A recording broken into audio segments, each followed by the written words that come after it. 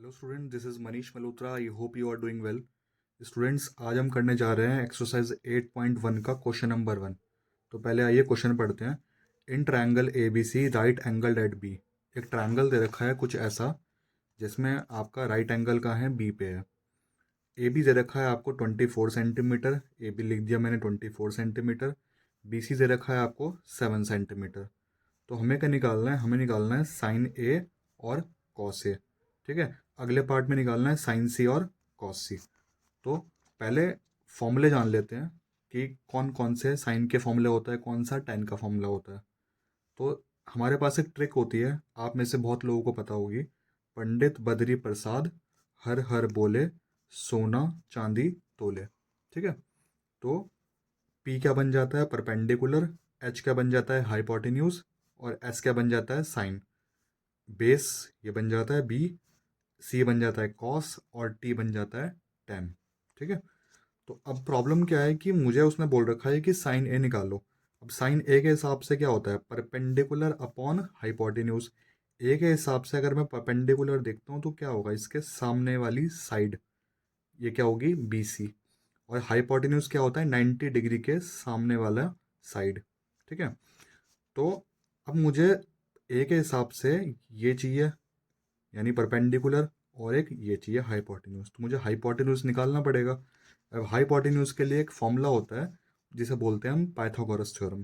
तो Pythagoras theorem के हिसाब से क्या होता है कि हाइपोटेन्यूज का square is equals to perpendicular का स्क्वायर प्लस बेस का स्क्वायर। तो वही हम लिख देंगे, यानी हाइपोटेन्यूज यानी ए सी का square is equals to A B का स्क्वायर प्लस बी सी का स्क्वायर।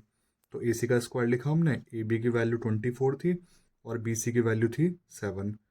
तो 24 का जो मेरा आपका स्क्वायर आ गया वो आ गया 576। और जो 7 का स्क्वायर था वो आ गया 49। ठीक है, तो ए सी का स्क्वायर कितना हो गया? 625। ठीक है, अब ये जब स्क्वायर हटेगा तो ये वहाँ जाएगा और क्या बन जाएगा? अंडर रूट बन जाएगा, यानी कुछ ऐसा। ठीक है, तो ए सी इज इक्वल्स टू क्या आ जाएगा? 25 सेंटीमीटर। 625 का अंडर रूट होता है 25 सेंटीमीटर। अब मुझे ए सी मिल गई तो मैंने यहाँ लिख दी ए सी।